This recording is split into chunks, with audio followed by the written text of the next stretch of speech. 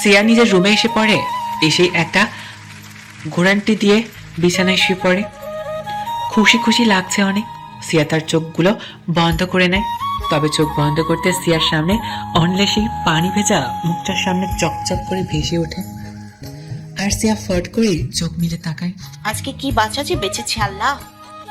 তখন সিয়ার ফোন বেজে ওঠে, তাকে দেখে আদিবা। হে বউ, কেমন আছো? বউ হয়নি এখনো। হ্যাঁ হ্যাঁ, হতে আর কতক্ষণ।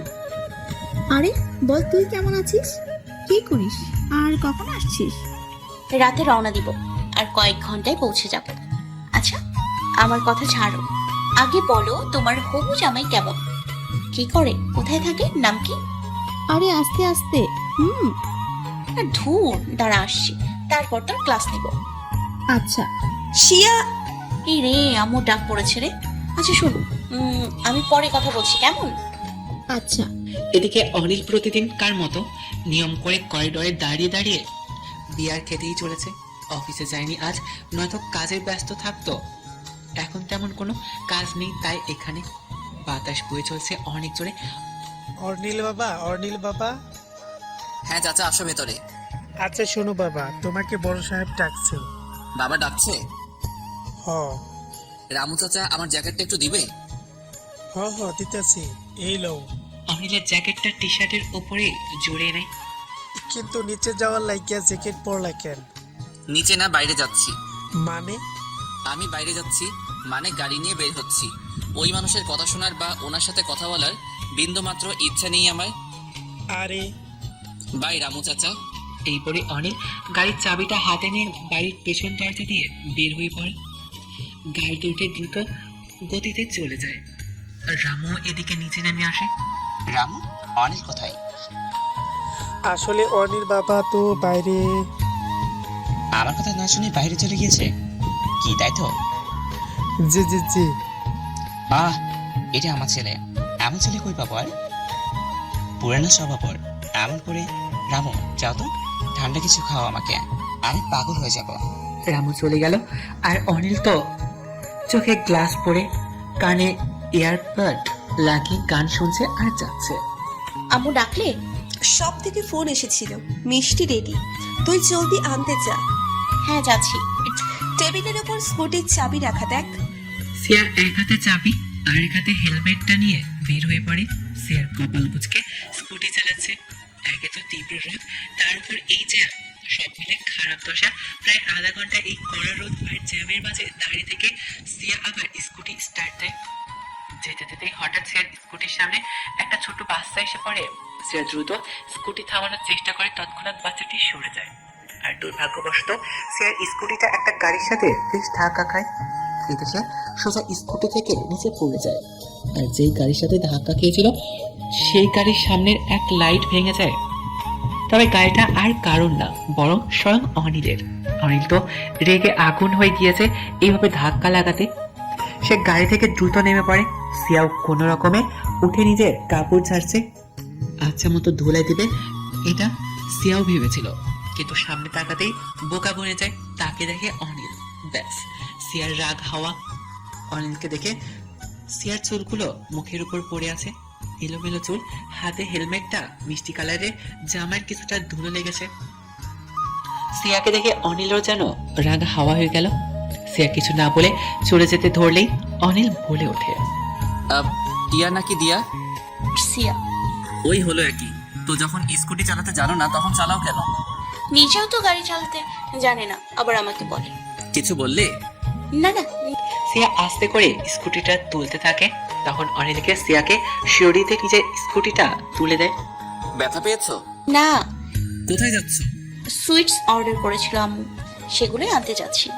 আমি হেল্প করবো বা চলো তোমায় ড্রপ করে দিই।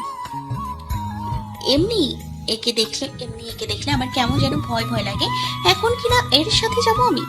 না রে বাবা, লাগবে না আমার। সিয়া, আব্বু না, লাগবে না, আমি একাই যেতে পারবো, আমি যাই। তো অনিল কিছু বলার আগেই সিয়া স্কুটি নিয়ে চলে যায়। আজ একদিনেই আবার এই লোকটার সাথে দেখা হলো সিয়ার। সিয়ার কাছে ব্যাপারটা কেমন অদ্ভুত লাগলো, অনিলের কাছে বেশ ভালোই লাগছে। সিয়া সোজা শপে চলে যায়, তারপর মিষ্টি নিয়ে আবার নিজের বাড়ি। তারপর সবাই রেডি হয়ে সিয়ার চাচার বাসায় যাওয়ার জন্য রওনা দেয়। আর অনিল বিকেল থেকে শুরু করে সারা বেলা গাড়ি নিয়ে ঘুরছে, আর এখন একটা বাড়ি এসে বসে বসে বন্ধুদের সাথে আড্ডা দিচ্ছে। ভাই জানিস গার্লফ্রেন্ডের যে আর এত প্যারা। প্রচুর। বেবি শপিং এ যাই, বেবি ঘুরতে যাই, বেবি তোমার মা বাবার সাথে দেখা করাবে, এটা ওটা সেটা আর কত কি। তো প্রেম করতে বলে কে তোদের? আরে কি জানতো যে এমন কিছু হবে। এখন ঠেলা সামলা। তোর কি খবর তাই বল, কোনো মেয়ে পছন্দ হলো? ঠিক পছন্দ কিনা জানি না, তবে হ্যাঁ, একটা মেয়েকে বারবার নিজের সামনে পাই, এটা ভালো লাগা নাকি ভালোবাসা বুঝি না। Actually I just love this confusion. বুঝেছি ভাই, প্রেমে পড়েছিস। ধুর, তেমন কিছুই না। অনিল সবার সাথে কথা বলছিল, তখনই তার বাবার ফোন আসে। অনিল কিছুটা বিরক্ত হলেও ফোন রিসিভ করে। হ্যালো, আমার গুণধর পুত্র, আপনার কাছে যদি একটু সময় হয় তাহলে কি এখন বাড়িতে আসবেন? কিছু দরকারি কথা আছে আপনার সাথে। দুপুরে তো না শুনে ফাঁকি দিয়ে চলে গিয়েছেন। আসছি বাবা। এসো। অনিল ফোন কেটে দেয়। না জানি তার বাবা কি বলবে, আবার নাকি কোনো কাজ চাপিয়ে দেবে ঘাড়ে। এই ভেবে অনিল বাড়ি যায়। বাড়ি যেতেই দেখে হলরুমে সাগর চৌধুরী বসে আছে। অনিল এসে সোফার উপর বসে হাতের ঘড়িটা খুলতে খুলতে বলে ওঠে, বলো কি বলবে? একটা ফাংশন আছে, সেখানে যেতে হবে। আসলে আমাদের চিফ গেস্ট হিসেবে ইনভাইট করা হয়েছে, কিন্তু তুমি তো জানোই আমার এদিকে কত শত ভেজাল আছে, তাই এসবে জব করে আর যেতে পারবো না। কিন্তু আমাদের তরফ থেকে কেউ না গেলে ব্যাপারটা তেমন ভালো যায় না, তাই বলছি যে তুমি যাও। তোমার অফিসে যে অনেক স্টাফরা আছে ওরা সব সামলে নিতে পারবে সবকিছু। তুমি যাও। তুমি তো জানোই যে আমি এইসব টিপিক্যাল ফাংশনগুলোতে যাই না, ভালো লাগে না আমার। অনেক ব্যাপারটা টিপিক্যাল নয়, ফাংশন। এটা বিয়ের বেশ হাইফাই। তুমি চিন্তা করো না, সেখানে কোনো সমস্যা হতে দিব না আমি তোমার। তুমি যেতে পারো, সেখানে গার্ডসরা থাকবে তোমার সাথে। যাবে? ওকে ফাইন, যাবো। গুড, তো আগামীকাল চলে যাও। আচ্ছা আচ্ছা, শোনো, বলো। গার্ডদের যেতে হবে না আমার সাথে? কিন্তু কেন? বাবা, তোমার ছেলে আমি, রাজনীতিবিদের ছেলে আমি, তোমার কাছ থেকে তো শিখা সব। রিভলভার আর বাকি সবকিছুই আছে। আর হ্যাঁ, নিজের প্রোটেকশন আমি নিজেই দিতে পারি। অনিল, গুড নাইট বাবা। অনিল রুমে গিয়ে তার ব্যাগটা প্যাক করে নেয়। অনিলের বাবার সাথে কাজ করে হয়তো, এমন কারো বিয়ে হবে নিশ্চয়। এসব ভেবে অনিল তার কাজ করতে থাকে।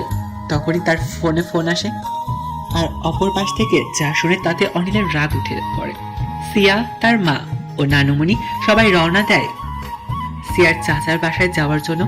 সিয়ার চাচার বাসা থেকে গাড়ি পাঠিয়ে দেওয়া হয়েছে, তারা মূলত তা দিয়ে যাচ্ছে। গাড়িতে করে যেতে যেতে সিয়ার সেই কি বকবকানি, এটা করবে ওটা করবে আরো কত কি। তবে তখনই ঘটে আরেক বিপত্তি। হঠাৎ করে তাদের গাড়ি বেশ জোরে সরে ব্রেক কষে, এতে গাড়ির ভেতরে সবাই কিছুটা ধাক্কা খায়। আসলে গাড়ির টায়ার পাঞ্চার হয়ে গেছে, তাই এমন দশা। ড্রাইভার আঙ্কেল, কি হয়েছে? মামনি, হয়তো গাড়ির টায়ার পাঞ্চার হয়ে গেছে। কি এই সময়ে টায়ার পাঞ্চার? এখন কি হবে? বুঝতে পারছি না, এখন তো বেশ রাত, আর কোনো মেকানিকও এখন পাওয়া যাবে না। গাড়ির ড্রাইভার বাইরে নেমে পড়ে, আর সাথে সিয়াও। সিয়ার মা আর নানু গাড়ির ভেতরে বসে আছে, কিন্তু এত রাতে এখন কি করবে? অপেক্ষা করলে সকাল না হয়ে যায়, বেশি দেরি হয়ে যাবে তখন। আর এই রাস্তাটাও কেমন যেন নীরব। চিন্তা ধরে গেল। অন্যদিকে অনিল এত রাতে আবার বাড়ি থেকে বের হয়ে পড়ে। রাত যেন তুঙ্গে উঠেছে আছে।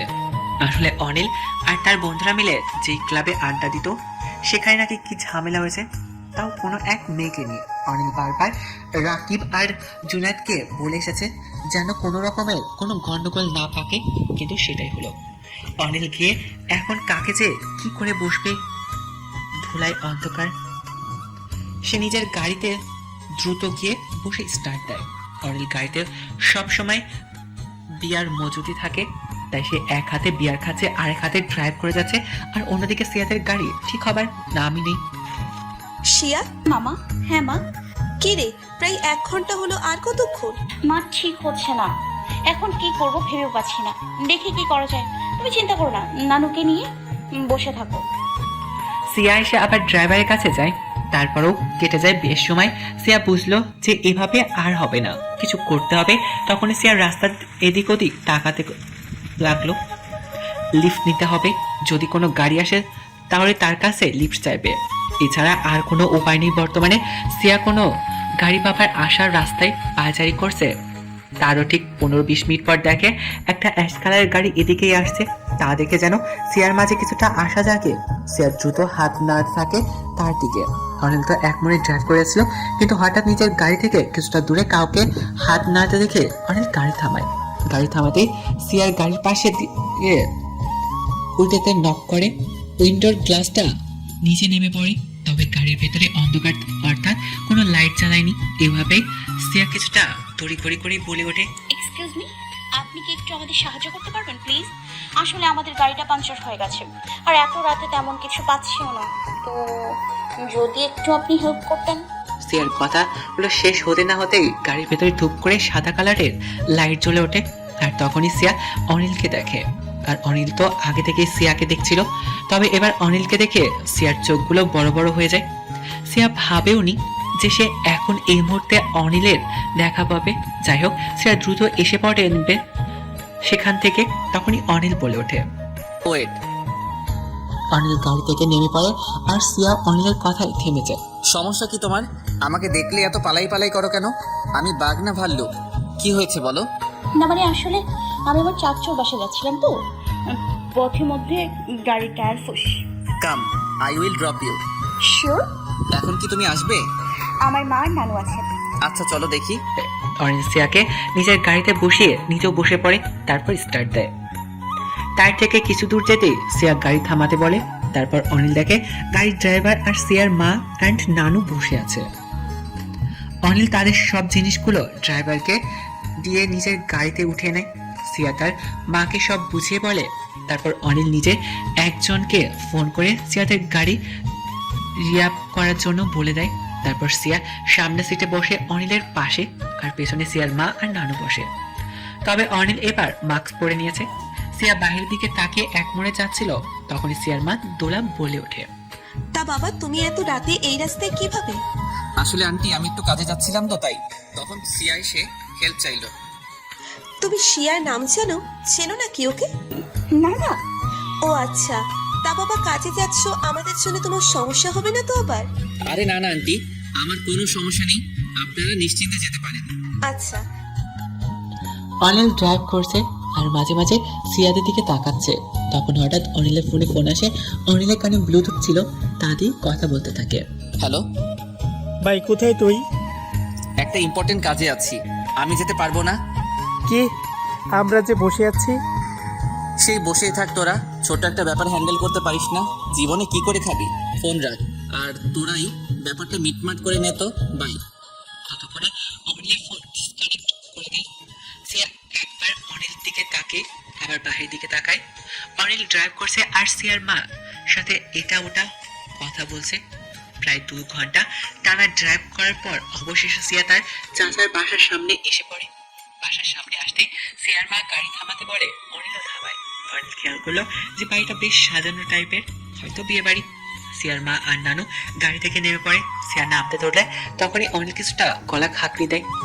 সিয়া এক নজর অনিলের দিকে তাকিয়ে আবার নেমে পড়ে। আর সিয়াদের নামতেই আদিবা অর্থাৎ সিয়ার বোন সহ বাড়ির আরো বেশ কিছু লোক এগিয়ে আসে। সিয়ার মা আর নানু তো সিয়ার চাচার সাথে কথা বলতে ব্যস্ত হয়ে পড়ে।